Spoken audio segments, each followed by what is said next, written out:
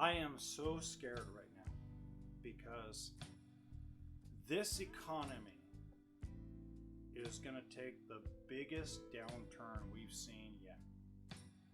I hope I'm wrong about that. I really do. But right now, as we sit, our economy is at the top of the inflated level it can. The bubble has been blown as big as it can. And any moment, any day now, one wrong move, and it goes, and you're going to lose big time as an American. And not one politician is talking about it. Not one news network is talking about it. Because they don't care. I don't care if you're a Fox News person, a CNN, MSNBC, ABC, FBI, I don't care who you are. They care more about Hunter Biden's laptop, Will Smith slapping Chris Rock, and Ukraine than they do about what is occurring today. That's signals of what was occurring that led up to 2008. So we're going to pivot from what I normally do, and for the next 6 months, I'm going to do nothing but prep you for this crash. Come along with this journey with me. I'm going to have a lot of naysayers like I do on TikTok, but I decided I'm going to change this YouTube channel to this topic because I think it's the most important topic in the United States of America today. So come on that journey with me, and let's discover together what we can do to position ourselves to set our families up for life. Let's get started. What I want to cover first is the first sign we're going to go through a nasty crash, and that's real estate. So I'm going to cover a couple of things they don't cover in The Big Short. The Big Short is a great movie to learn about why the real estate was a problem, but there was more to it, okay? So from 2005 to 2008, you had everybody, you would probably say, a pulse got you a mortgage, okay? Pretty much, all right? Then what ended up happening is you got a lot of folks like my ex-girlfriend, she rented 6 houses. Now, she got 6 mortgages on 6 houses, and she rented them out, okay? Now, my friend was around a 550 FICO score, maybe a little higher. She was a stripper or exotic dancer, very cash rich, but spent a lot of money on credit cards. God help her, she was smart. She took as much extra cash as she did. She put them into houses, man. Back then, that was the big thing. Go buy a bunch of single family homes, rent them out, and then flip them for the profit. That's what was sold to me in 03, 04, and I never took it because I was like, that sounds a little risky. Okay, but it worked for her. For 3 years, she would rent her houses, and her renters, she had tenants that were there 2 or 3 years, had steady jobs, steady income, everything. Okay, this is what led up to it. Then interest rates started going up. As rates were going up, her mortgage was going up because most subprime lenders had adjustable rates. My mom, who had good credit for a while, even with my dad, because they didn't put a lot of money down, a couple of their first homes that they bought were adjustable rate mortgages. That was kind of the norm practice. When it was a higher risk loan, you got an adjustable rate. When you got a lower risk loan, when you put a massive down payment, you generally got a fixed rate. Now, there were exceptions to that rule, so you can tell me all about the exceptions later, but there were exceptions, okay? Then what you had at that point was you had 2008 occur. When 2008 occurred, people that were renting these homes, they went running for the hills to $800 apartments.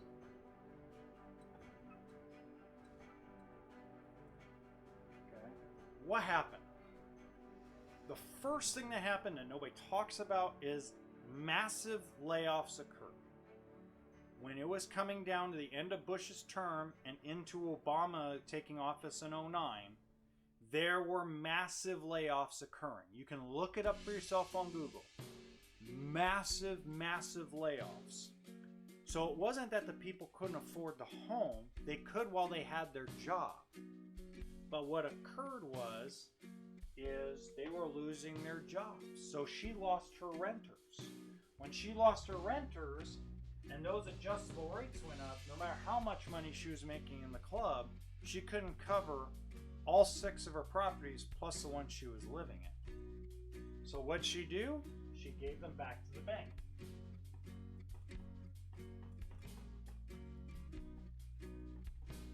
That's what they don't cover in The Big Short, okay?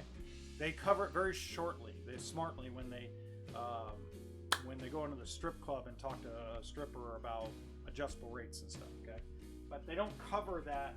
They cover a very small portion of it. Is these folks that were renting these homes from her that had good jobs, white-collar workers, were losing their jobs, and they ran for cheaper, affordable housing, or a lot of them went and lived in a car or an RV, okay? Because there was no money coming in. You were trying to find a job in 08, 09, and 10. I remember I was like stunned. And my wife was pregnant at the time with my kids when this thing crashed, and I wanted to throw my hair out. You know, it was like, holy crap, man. It was hard to find a job. I had to switch careers. I actually went into another business, which I'm not going to mention because that's my other YouTube channel, and I don't want to, mix and match. But I changed complete careers during the recession because what I was doing for a living, you couldn't find a job, okay? So that's part of what was going on. In 2022, this is going to be the problem. It's called loan to value.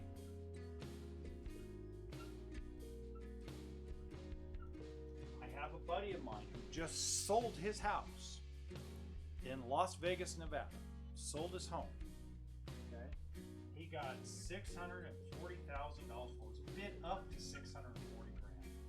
Now he was worried because his appraisal came in at $425. That's what the appraisal value of the house was. Small 3-bedroom, 2-bath, single-story home and a tract lot in a really, we'll call it not great neighborhood of Las Vegas. Okay, it went for $640. That's what it got bid up to. Okay, the people that bought it had to come up with the difference between $640 and $425. So it isn't like a car where you can go down to the car and go, I want 0 down, and they'll finance tax and license, they'll finance the profit of the dealer, they'll finance everything. Real estate, they want you to be below what the house is worth to get the best rate, and in most cases to get again, exceptions to this, but most of the time get a fixed rate. Okay, so the people came up with the difference. Well, how many folks next year are going to have over $200,000 in cash lying around to buy a house?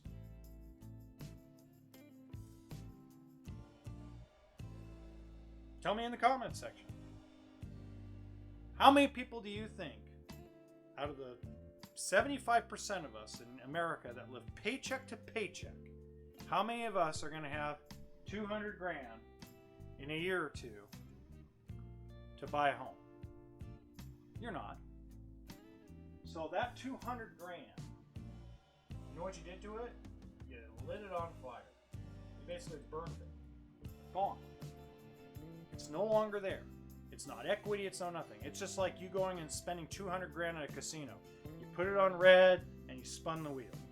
That's what you did. Okay? Now, for a lot of us, you're going to live there for the next 25, 30 years. You're not going to care. Here's where you're going to care. Okay? This is where the massive problem occurs. Okay? Ooh, this is going to be tough to go over. Okay. So, right now, they want to tax billionaires at 20%. I'm going to use this as an example, okay? They're going to cut when billionaires have no more incentive to hire people, to keep people on board. when they have to just cut costs to keep the same amount of money flowing in they feel is what they deserve, what do? They start cutting costs. What are they going to do as interest rates go up? Because interest rates are going up. What are they going to do? They're going to be cutting costs. How do they cut costs? Jobs.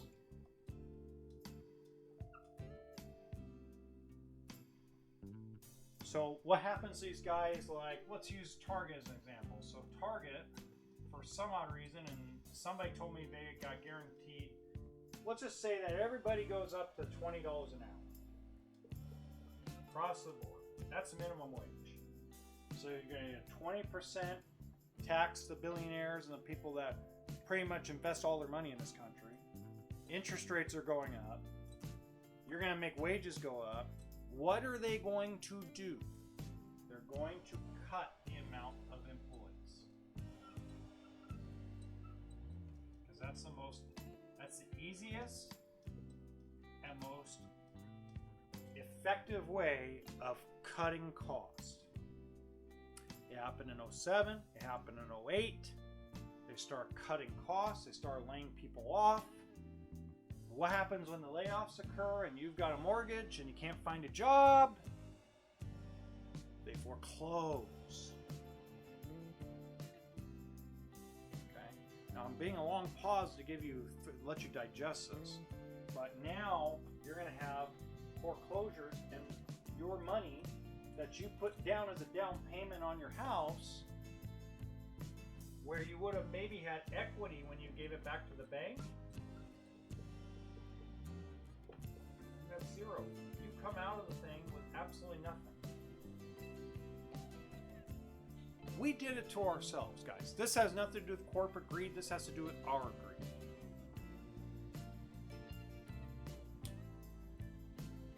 We drove the prices up. Americans drove the prices up.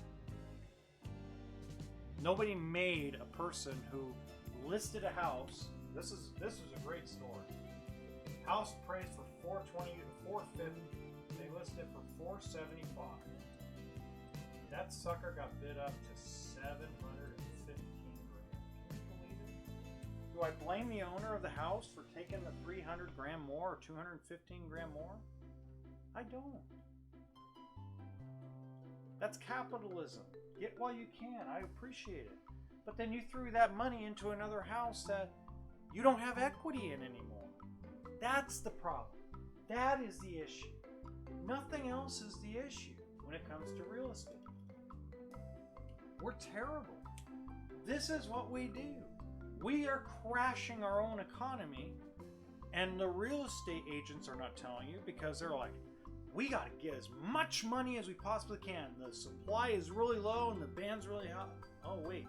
What do you mean real estate sales have gone down? What do you mean RV sales have gone down? What do you mean truck sales have gone down? Isn't there a big demand? Well, there's a big demand for affordable stuff, not inflated, right? So right now, we blew up this big bubble. We did. Not the government, not the banks, not anybody else. We built this bubble. It keeps getting bigger and bigger and bigger. And when it goes pop,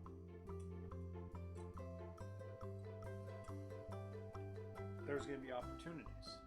Even if you are part of the pop, there's going to be opportunities. Even if you're the one who took all the equity out of your house and put it on a down payment on a new home that you are officially upside down in right now, I would bet you that I could still show you a way out. So that's what this channel is now going to be about. I went over the real estate portion of it.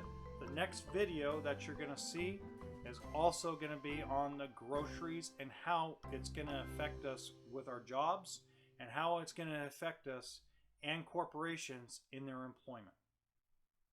Okay, thank you very much. If you have any questions, leave them in the comments section.